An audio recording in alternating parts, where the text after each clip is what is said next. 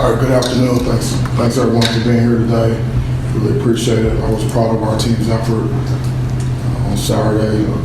They put the work in preparation for that game, and they showed tremendous character and bouncing back after a tough one the week before. And we put ourselves in position to play meaningful games in November, and so we have a tremendous challenge ahead going to Columbus this Saturday.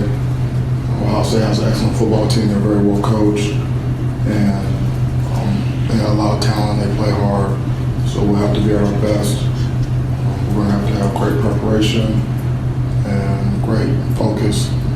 Eliminate the noise, eliminate distractions, focus on the task at hand. And our guys have shown today have been able to do that in the past, and so this week will be no different. And with that, I'll open it up.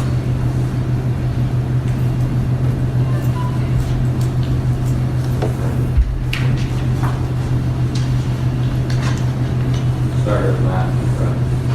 And on front of your left here. I was wondering when you saw the guys in practice today with what you know was ahead and the challenge that you got in Ohio State. We had a light practice today. Typically Monday is light for us. Some full speed and then some walk through and jog through. We were very focused in the meetings, and the practice was very focused and it was sharp. Guys were, paying attention to detail and things like that. So a lot of coaching going on, a lot of learning. Guys were coaching each other up. So it was a very good day, very good focus. Obviously, you're going to have a lot of respect for Ohio State, and having spent a little time there and having a little history there yourself, what does that do for you? And not so much in this game, but what's your perspective on that because you spent some time there? Well, I know what it's like to coach there, and I know the environment, and I know what the expectations are there, and I have a really good idea about the atmosphere, and then obviously when you see the film, see what type of team that they have. So I can put things in perspective, and I can help our team in terms of making sure they understand what to expect going into Ohio Stadium. Hey Mel, last year's game being what it was, I know you guys were going through the process of trying to build your foundation and everything. Did that game sort of help crystallize what your plan would be going into this offseason, the test that they kind of put, where you are, your measuring stick game last year? You take me through the process of after last year's game against Ohio State and how that affected the offseason. It didn't really affect very much. No, not in terms of what we were doing and our program and our culture and what we need to build.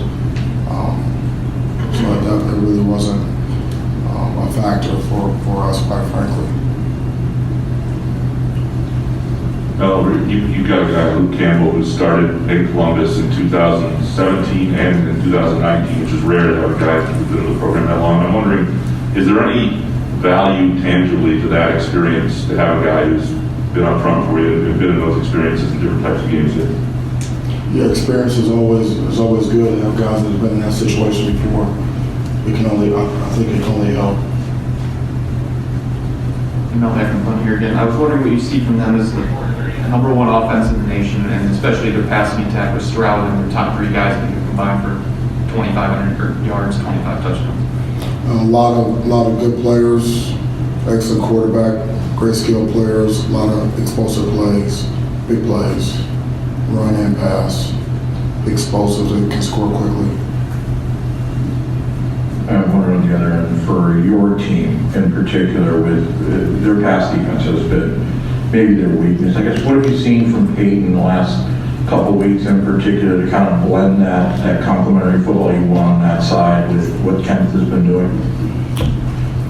Yeah, well, we're able to have balance on offense. We can run it, we can throw it. Peyton's done a really nice job, taking what the defense gives them and throwing the ball to the open man. And our guys have been able to make some plays and win one-on-ones and make some contested catches.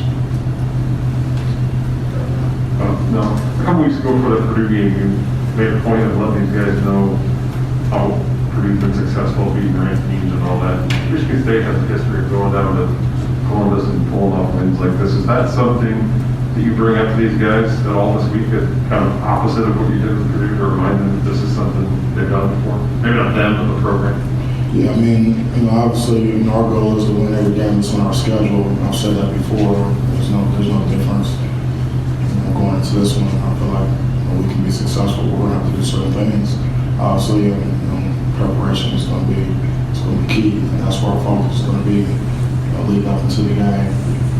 History does not necessarily, it's not necessarily predictive of the future.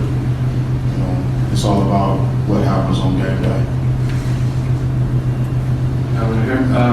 I know you've coached in other big November games like this, in these situations where it's pivotal. There's huge stakes in a game like this. For this team, though, it'll be sort of their first time, your first time here in one of these situations. So what becomes more important, you think, in a one-loss versus one-loss, championship type of game? And just what do you want to do this week to sort of set the expectation, the foundation that we're here in this position now, but this won't be the last time, Well, we have to focus on what's important.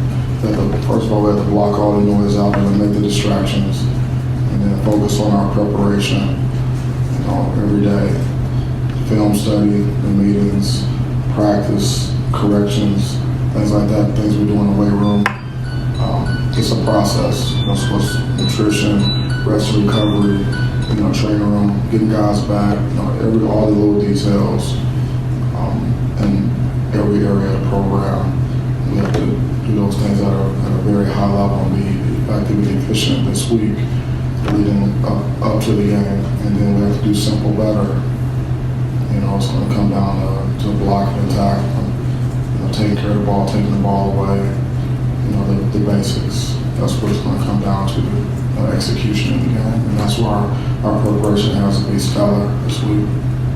Is that in your mind at all about sort of laying an expectation of here's how Novembers are here and we want to be in these, every year more year than not? Is that at all in anybody, you think, or is it just kind of hammered into what it takes this week? Well, I told him this morning. I said when I walked in here February 12th, 2020, and I walked into the team room and I stood up in front of you guys, I told you we were going to play for championships, and I meant that. And so, we're in November and we're in the hunt. I kind of want to go back to the Michigan game a little bit with that. You talking about the school down the road? What's that? You talking about the school down the road? Yes, that one. Not the one, and the one that's farther down the road. The mental preparation you guys had to have for that was a big top 10 matchup. How much do you kind of lean back on the preparation that those guys put into that week to be successful? And I guess could you kind of touch on how this team has been able to do that on a week-to-week basis, just kind of playing one game at a time, something that you've talked about, but the ability to do that is difficult sometimes. It can be difficult if you don't eliminate the distractions. You bind tone the noise and you don't keep the main thing the main thing. And I would refer back to our preparation for the Maryland game more so than the preparation for school down the road, because we did some things last week I think that really helped us in the game. We really took a step as a program because our leaders stepped up more, and it was we were moving closer to being a player-led team than just a coach-led team. And so that's important. We need to continue down that road with the leadership and holding each other accountable and things like that. I mean, that's really how you handle these things, because you don't want to make things bigger than what they really are. And like I told the guys today, we're not playing the game today. So we have a process. And so what are we doing Mondays? What are we doing Tuesdays? And if there's something working for you, do that and take it up a notch. If there's something that hasn't been working, then you need to change it. And so we'll just take it, just through the process, a series of actions and steps to an end, and we'll take it one day at a time. We're not going to get ahead of ourselves. there's going to be some, there'll be more media requests and things like that. We've handled that before. You just compartmentalize and, do what's required and what's needed, and then, focus on the main thing. It's all about preparation. You can't, all of a sudden, 2 + 2 is going to be 4. And it was that last week, and it's going to be the same thing this week. Now, I know the answer to this, but I wondered if you'd express how much fun and enjoyment it is for you as a coach, your staff, to prepare for a game like this, to go into the horseshoe. This is part of why you came here. This is the challenge you accepted. This is the enjoyment of your job, isn't it? It is. It's, and I'm delighted, and I'm overflowing with enthusiasm and preparation for this game. And that's why we do this.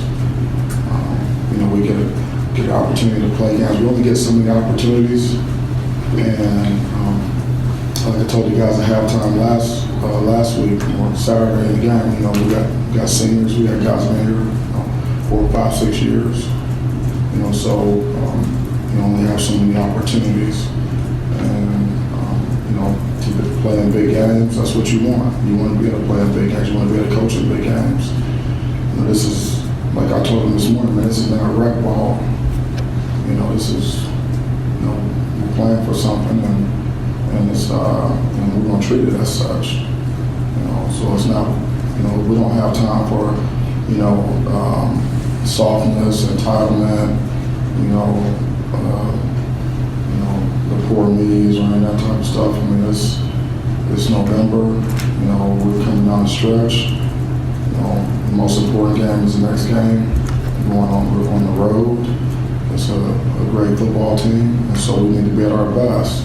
We need to prepare that way the whole week. Every opportunity we have to prepare, we need to do that.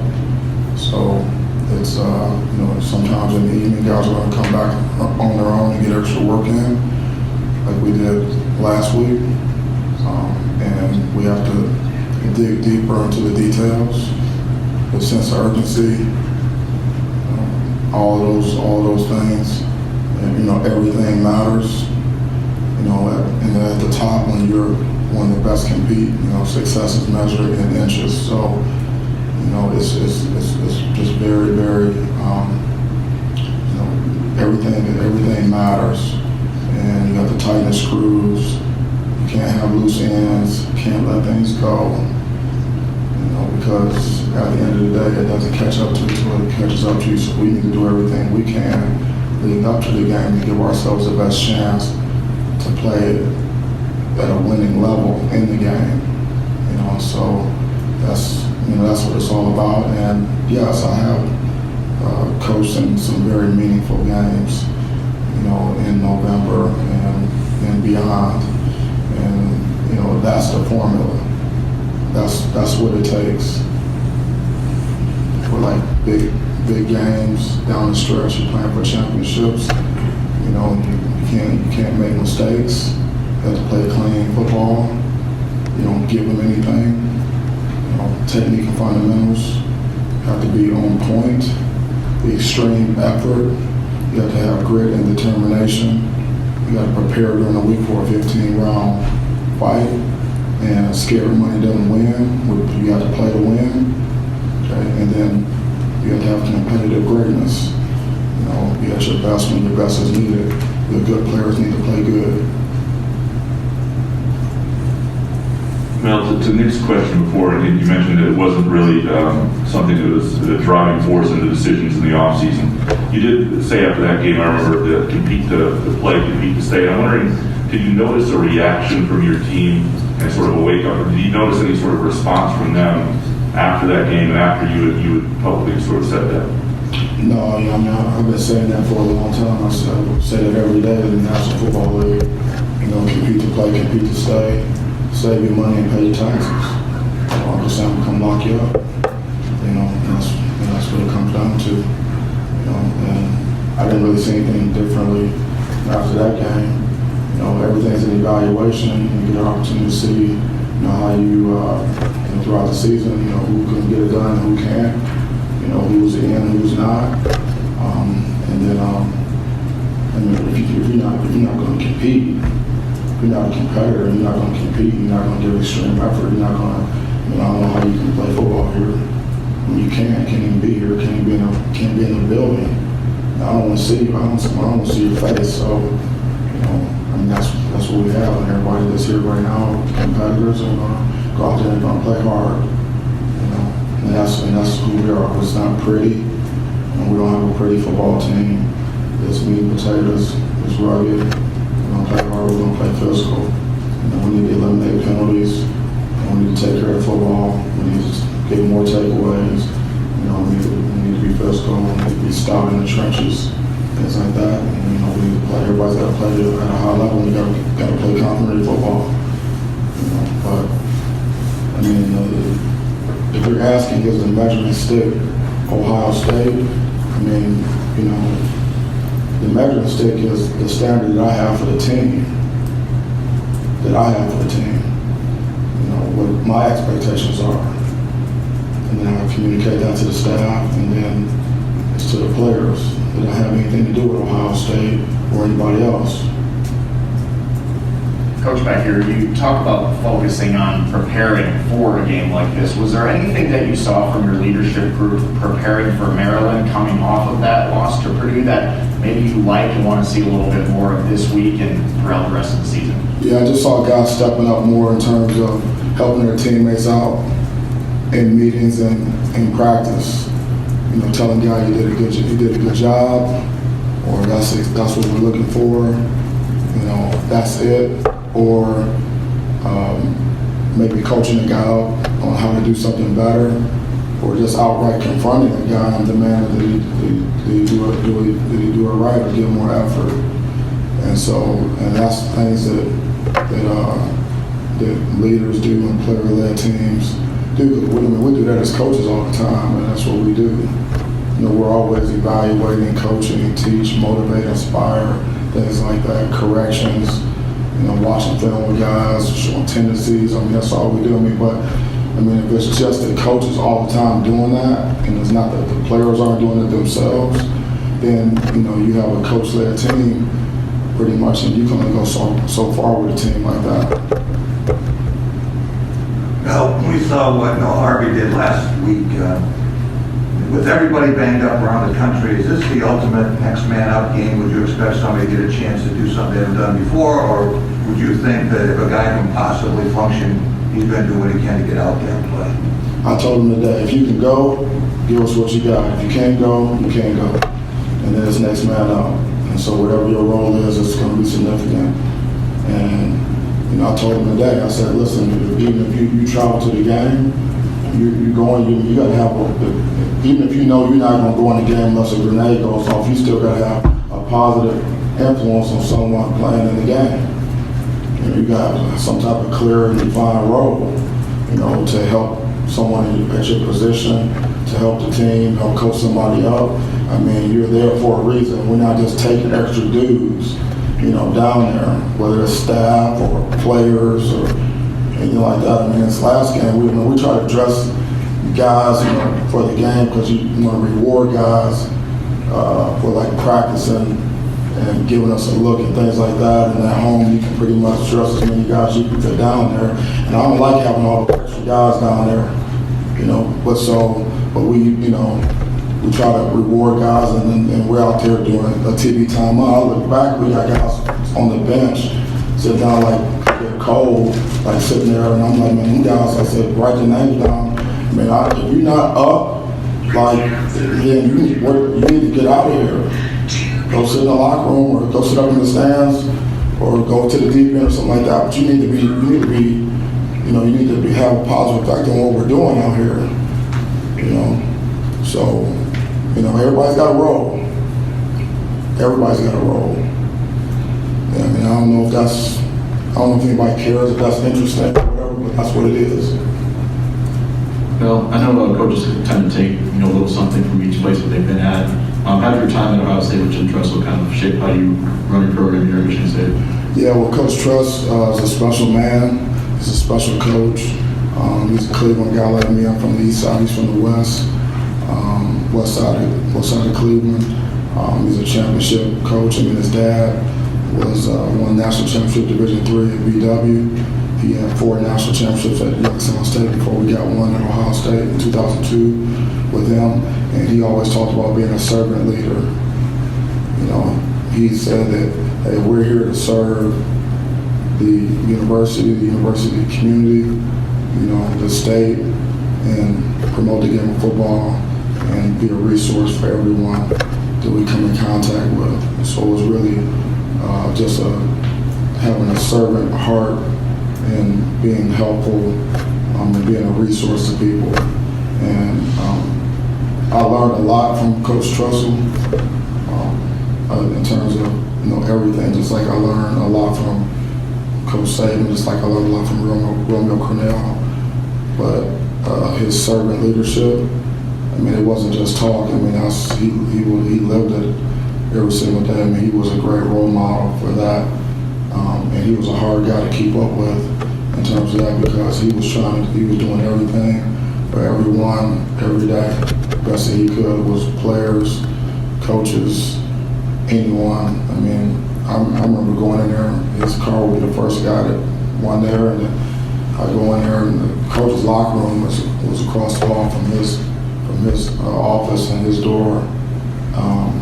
Sometimes it'd be cracked, it'd be closed, cracked all the way open. You'd look in there, and I mean, it'd be like 5 a.m. in the morning. He's banging out emails to people. You know, he was returning emails himself, you know, to people. And we go into the staff meeting. He always had a red folder. He had a red folder. It was like falling apart. He might have had it for like since he was at Wild Time. I don't know, but he would have it, and then he would. At the beginning of the meeting, he would just like start passing out stuff. Hey, Mel, I need you to follow up with this person. Hey, K-Dog, this guy called me, this person called me, I need you to call him. Hey, you know, Coach Aycock, hey, we need you to do this. Or, you know, Bob Mansfield, you know, we need you to follow up with this guy. Or, hey, this kid needs this. Or can you call his mom back? Or whatever. I mean, it was just every single day. You know, and so those type of things, you do that, you know, for 4 years. With a person like Coach Trussell, I mean, it just kind of just rubs off on you, you know. But I wanted to ask you, you've talked a lot this year to the fans really about how important it is to show up and everything. And I know a lot of people left in the second half, and you said something on Twitter, I think, to the students. Yeah. Was it disappointing to see that many people leave? And I guess what was your goal putting that message out there, and how important is it for you guys? No, it's not so much disappointment, it's just an observation, really, and it's a process, you know. It's just like, you ask me what type of player, what type of team we're trying to build and things like that, and, what we will have here, you know, at some point, we'll have a stadium that's packed, and that, people will be there with us from start to finish, you know, win, lose, or draw, rain, sleet, or snow. And that's what we'll have. But that's a process, and I get that. You know, but I said you can't lead. I said this before, you can't lead unless people know what you're saying. You got to tell them what you're looking for. And I imagine when we come back in a couple of weeks, you know, we'll probably have more of that. You know, but it is a process. Mel, assuming that, right here in the back, assuming that everybody's healthy, do you expect Matt Coughlin to take over full kicking responsibilities this week? I mean, he'll do what he can do for us. We saw that last week. We'll have to see. We'll have to go through the week and see how it goes. You know, with that, like I just said, if you can't go, you can't go. If you can go, give us what you got. And that's what our guys are going to do. And Matt included. Mel, you obviously do not like giving up a lot of yards. You do not like giving up a lot of points. You mentioned the explosiveness of their offense. You guys do have the capabilities to be explosive as well. So do you anticipate this to be somewhat of a shootout? And would you be okay with it being a high-scoring game if it came down to something like that? Am I okay with it being a shootout? I'm not in the shootout business. If it ends up being that, then it's that, but that's not the goal. I mean, we have goals on offense and defense, special teams that we need to hit, and those goals don't reflect, defensively don't reflect shootout, but, we'll have to see, how it goes. But that's not what we need to hold people to low numbers. I mean, that gives you the best chance to win. Obviously, when we're playing complementary football, that's our job is on defense to get the ball back to the offense or score, set up a score, get the ball back, and that helps with the time of possession, and give our offense more possessions, and we got field position. That's all part of it because the score probability is big.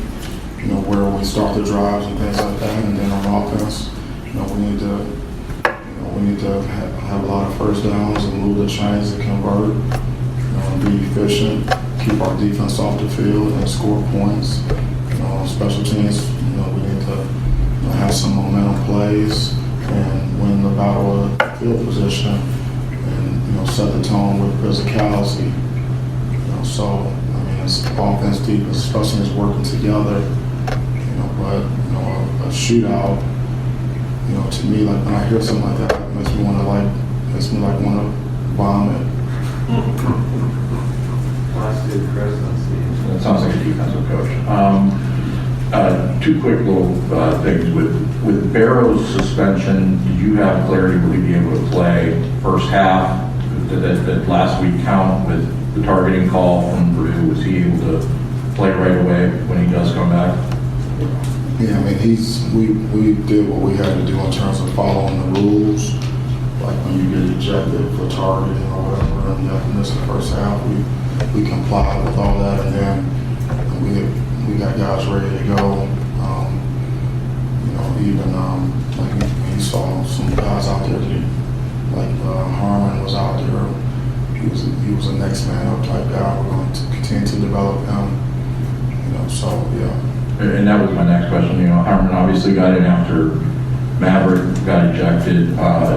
Do you have, with a couple games left, those guys, those younger guys that can still retain that eligibility for red shirt? Do you have a group of guys, maybe not, if you want to cite a couple guys, yeah, but what have you seen from those true freshmen, your first class, that are getting them into the playing group a little bit now? Yeah, well, Harmon is the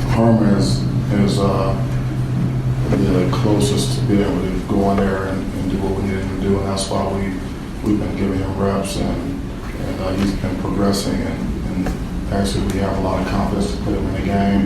We're going to continue to develop him as a player and use in the rotation. He's a big man. He's a massive human being, and he's smart, and he's a worker, and he's continuing to get better. So we have a rotation in there of guys, and we have to be stout, in the middle. And if someone's down, someone else needs to step up, and with the next man up mentality, stand in the old school, stand in the gap, and get in there, get your pass down, anchor. No, you mentioned earlier your excitement for this game, and we know the head coach at this level has a lot of different things to do. But I'm just wondering, when you're facing an offense this good with your defensive background, does a week like this kind of make you want to put your coordinator hat back on and get into the weeds and just look at, maybe go a little further into that defensive scheme stuff that maybe you just don't always have the time to? And again, the challenge is just great, and just a reminder, I guess, of those days when you're trying to draw up a plan to stop it. Every week is very similar for me. I watch the continuous copies of games, and then I also watch all of the practice tape, offense, defense, special teams, and if I see something, then I say something. If I think that I can be helpful, or maybe I want to make sure that certain things are emphasized, whatever they are, and it could be our personnel, it could be something, a detail, it could be an alignment. I may have a question about something, or something that I've seen, something I saw on the TV copy, something I heard in a press conference, or whatever, anything I can do to be helpful with the players and with the staff. You know, I'm going to pitch in, you know, where I can, you know, whether it's offense, defense, or special teams. You know, and so, you know, that's the power of a staff. You know, really, that's really the power of a staff. You know, everyone has a role. Everyone has like strengths and things that they do well, and have everything is clear and defined. And you want to leverage everyone's talents, you know, and to, you know, because we're buying into something that's bigger than ourselves. Everyone's check their ego, you know, at the door. And so when we come in, it's all about what's best for our football team. You know, how can we put our guys in the best position to be successful? You know, what's the best thing to do? What's the best way to get a point across? You know, how we're going to emphasize this, or how we're going to improve in this area. You know, and so it's a total effort. And so I do anything that I can to try to help in the effort so that we can be prepared to go out there and play winning football. Thanks, Coach. Appreciate your time. All right, thank you so much. Appreciate you. Go Green. Peyton Thorne's going to be up next year. Thanks, Mel. Thank you. Go.